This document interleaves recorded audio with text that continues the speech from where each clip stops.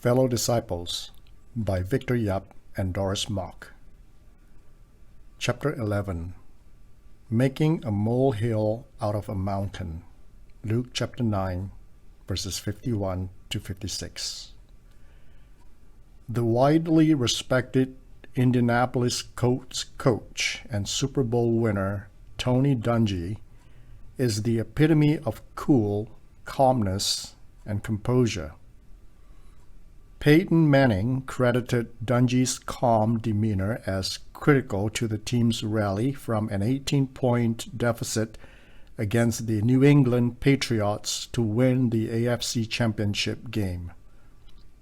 Unknown to most people, the coach was once a hothead out of control. He was even ejected for fighting in a basketball game in the 9th grade. Dungy was incensed that he was hacked repeatedly, but no fouls were called. His best friend recalled, "Tony kept telling the referee, 'Look, you need to call something here.' So the next time out, we were in the huddle and the coach wasn't there, and Tony said, 'If he hits me again, I'm going to knock him to half court.' After another non-call, Tony laid one on him. It looked like a cartoon. The kid hit the floor and started sliding back. It was one of those youthful things. That was the one and only time. Tony was normally the person we looked up to." Dungy confessed, "I was the technical foul champion, arguing with officials. I was also a quarterback who yelled at my teammates a lot." Dungy was an all-state quarterback who also starred in basketball, baseball, and track before enrolling at the University of Minnesota in 1973 on a football scholarship, and his intensity was evident in sports. Dungy recalled and responded, "I appreciate that people think of me that way, but I know it's been a long process, a learned process. And it's not natural. I thank God for it." He remembers the teaching moment from his father after that fight in 9th grade basketball that transformed him. "What did you accomplish? Do you think you helped your team in the locker room?" The Apostle John is an enigmatic character in the New Testament. He is one of the most loving, if not the most loving, apostle in the Bible, and one of Jesus' 3 most trusted disciples. The most affectionate of the bunch and the most articulate apostle on love. He is often referred to as the disciple whom Jesus loved.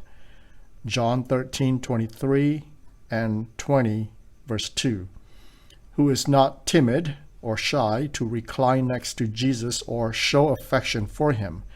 John 13:23. John, however, had a temperamental, impulsive, and volatile side that was to be his Achilles heel. His love was evident to be very conditional, and he had to learn love the hard way. He had to show love and compassion on those not worth loving or caring before Jesus could effectively use him. The drama and direction of this passage is best understood in the light of its 7 infinitives. To be taken up, to set out, verse 51, to get things ready, verse 52, to call down, to destroy, verse 54, to destroy, to save, King James Version, verse 56. How should a believer respond to hardened unbelievers? Why is anger a hindrance to God's work? Does a believer's testimony matter to his or her witness to the gospel? First, anger unleashed is a situation worsened. Luke chapter 9, verses 51 to 53. As the time approached for him to be taken up to heaven, Jesus resolutely set out for Jerusalem, and he sent messengers on ahead who went into a Samaritan village to get things ready for him. But the people there did not welcome him because he was heading for Jerusalem. A most interesting article in USA Today says that older adults with explosive tempers are more likely than mellow people the same age to have calcium deposits in their coronary arteries, a key sign of high risk for heart attack. Researchers from Washington State University asked 185 participants to fill out questionnaires on how they dealt with anger. Researchers used electron beam computerized tomography, EBCT, to measure the calcium deposits in arteries. 9 years later, their arteries were scanned again. They reported their findings at the American Psychosomatic Society and said the more likely someone over 50 expresses anger by lashing out, the more calcification shows up in his coronary arteries. In the 40 adults who were 50 or older at the start, people with short fuses had higher calcium levels when the study began and 9 years later, says psychiatrist Bruce Wright, an author of the study. The temper-calcium link held up even after accounting for risk factors in heart disease, such as blood pressure and cholesterol. Such calcium scans accurately indicate blocked arteries and heart disease, he adds. Wright claims that erupting in fury can trigger surges in stress hormones and injure blood vessel linings, but repressing anger also raises blood pressure and heart rate when people are under stress. The most heart-friendly way to handle anger is to stay calm, put matters in perspective, and solve infuriating problems, says Duke University physician Redford Williams, an expert in anger control. A study on a coping skills training program that teaches healthy ways of dealing with anger, published in the American Heart Journal in 2005, showed that learning these methods reduced the anger levels and blood pressure of patients after heart bypass surgery, he says. Jesus used a tactful and strategic way to preach to the despised Samaritans. Previously, he had sent the disciples out to preach the kingdom of God from village to village, Mark 3:14, 6:6-7, and Luke 9:2. But this was the first time he announced his coming before visiting, and he alerted the Samaritans to be ready, verse 52, for his coming. It was a wise way to gauge their response, prevent further animosity, and spend his time. Jesus did not want to enter Samaria unannounced, uninvited, and unexpected. He was respectful of their feelings, their history, and their culture. The word resolutely, verse 51, occurs for the first time in the Gospels, and it appears only in Luke. Samaritan was the hardest village to crack for the gospel, but Jesus' days were numbered, and his crucifixion was imminent. The last mention of Jerusalem, verses 31 and 46, ended up with the disciples arguing about who was the greatest. Jesus' time on earth was up. Taken up occurs only one time in the Bible. This time, Jesus' determination to head to Jerusalem was obstructed by the equally determined Samaritans who wanted nothing to do with him and the apostles if they were heading to Jerusalem. The Samaritans welcomed Jesus and company to stay, minister, and evangelize just as long as they give their word that they would not go to Jerusalem, their hated rival city. Their hostility to Jerusalem, not to Jesus, was understandable. Jesus did not want to make matters worse, to skip the destination, or to punish the Samaritans more than they were punishing themselves. The Samaritans were roundly despised by the Jews because they were children of mixed marriages, Jewish women and men from Assyria and other nationalities. The Assyrians had conquered the northern kingdom of Israel and took the best soldiers and scholars with them.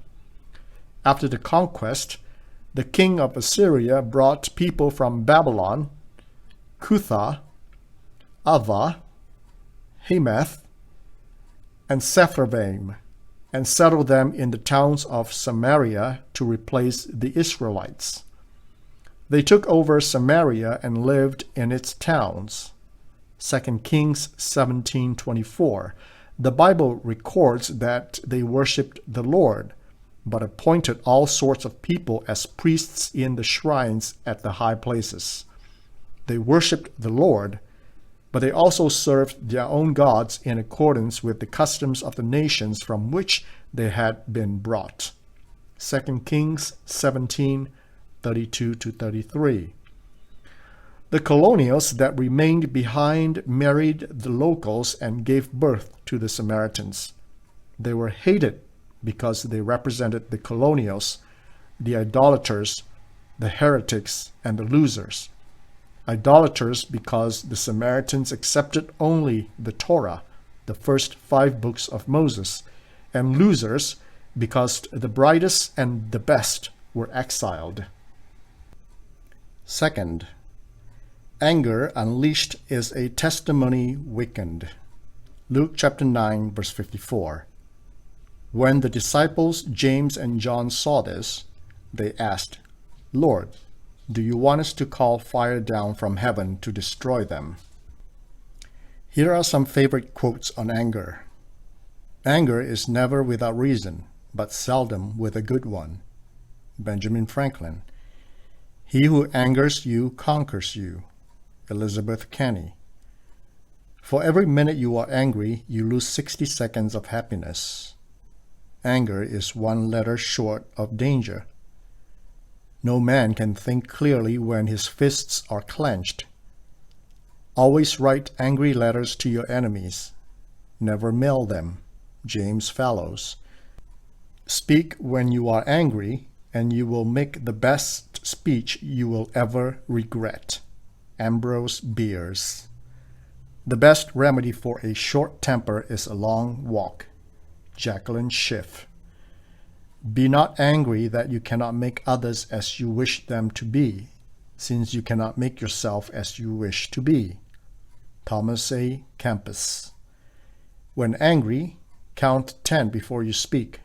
If very angry, count 100. Thomas Jefferson. Temperamental is 95% temper and 5% mental. The Chinese considers an angry person full of fire or heat.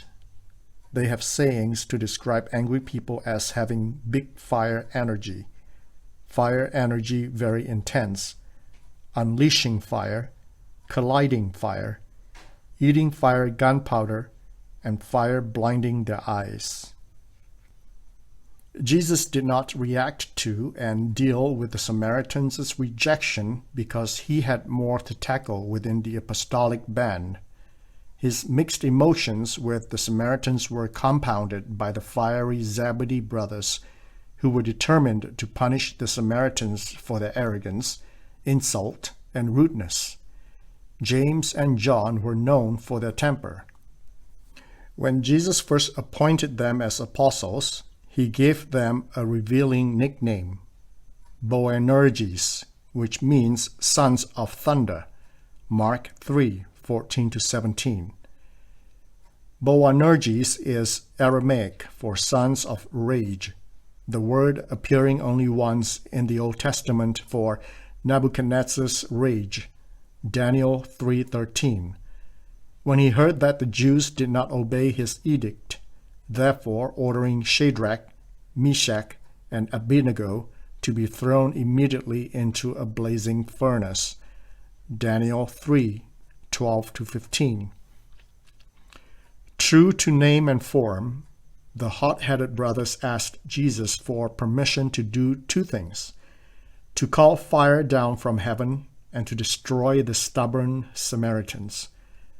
The Greek for destroy is analisko, to use up, emphasis on the word ana, or up. KJV, NASB, and RSV translate this word as consume. This verb makes its debut in the Bible. It occurs only one time in the Gospels and twice in Paul's letters. Paul used this word consume twice, once for the outcome of members biting and devouring each other, Galatians 5:15, and the other for the Lord's overthrow of the lawless one with the breath of his mouth, 2 Thessalonians 2:8. The brothers with ill intentions were threatening to blow up the town, wipe out the residents, and teach them a lesson. Of course, replacing insults with fire and brimstone was not the answer or an option. G. Campbell Morgan has this to say about this account. It is possible to be zealous for the honor of God in a spirit which puts us out of fellowship with God. James and John's feelings and reaction were understandable but unnecessary. Shortly before this, in the same chapter, Jesus said, "If people do not welcome you, shake the dust off your feet, and you leave their town, as a testimony against them."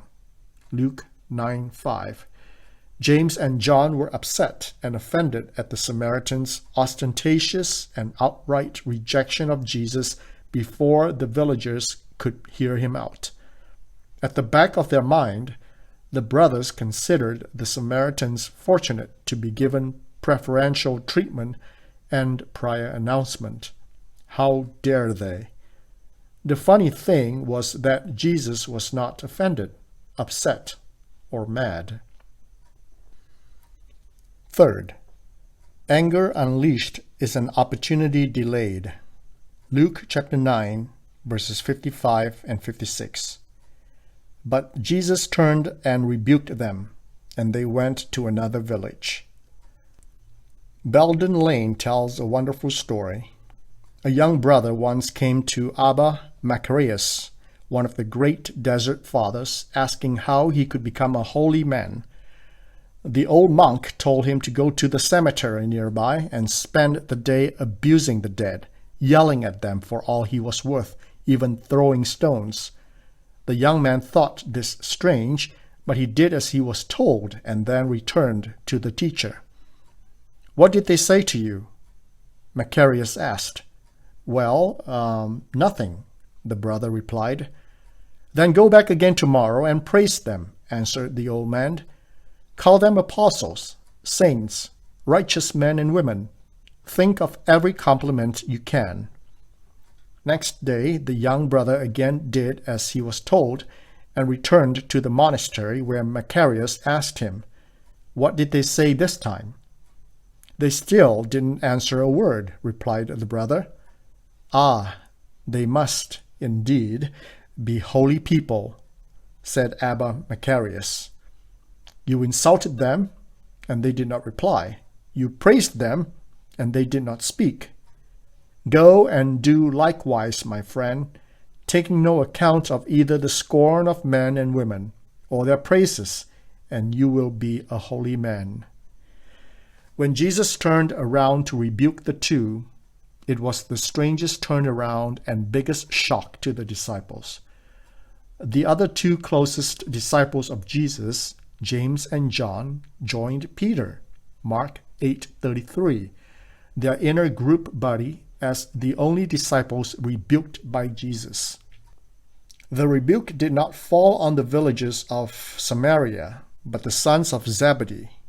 Instead of being commended and defended, they were sharply rebuked. Instead of saying, "Thanks," Jesus said, "No thanks," and gave the two brothers a slap on the wrist, a knock on their head, and a rap in the public. After that, they went to another village, verse 56, which tells us that there was always another alternative, other villages to visit, another course to take, other people to save, another time to revisit. The story of John and the Samaritans did not end there. The book of Acts continues the story of the Samaritans. Before Jesus ascended into heaven, he commissioned the disciples to be his witnesses in Jerusalem and all Judea and Samaria and to the ends of the earth. Acts 1:8. He reminded them not to neglect, despise, or resent Samaria. In Acts chapter 8, a great persecution scattered the church throughout Judea and Samaria, Acts 8:1, resulting in the deacon Philip going to Samaria and successfully proclaiming Christ there, Acts 8:5-8. The apostles in Jerusalem sent Peter and the same John to pray for them to receive the Spirit, Acts 8:14-17. The changed and transformed Peter and John returned to Jerusalem and preached the gospel in many Samaritan villages, Acts 8:25. What the apostles could not accomplish the first time by flesh and blood, they did after the Spirit's outpouring. Conclusion. Finally, anger can be positive, not always negative. There is a place for righteous anger that is constructive, moral, and redemptive. Aristotle says, anybody can become angry. That is easy. But to be angry with the right person and to the right degree and at the right time and for the right purpose and in the right way, that is not within everybody's power. That is not easy. The Bible tells us, the Lord is gracious and compassionate, slow to anger and rich in love. Psalm 145, verse 8. His anger lasts only a moment, but his favor lasts a lifetime. Psalm 30, verse 5. And in your anger, do not sin.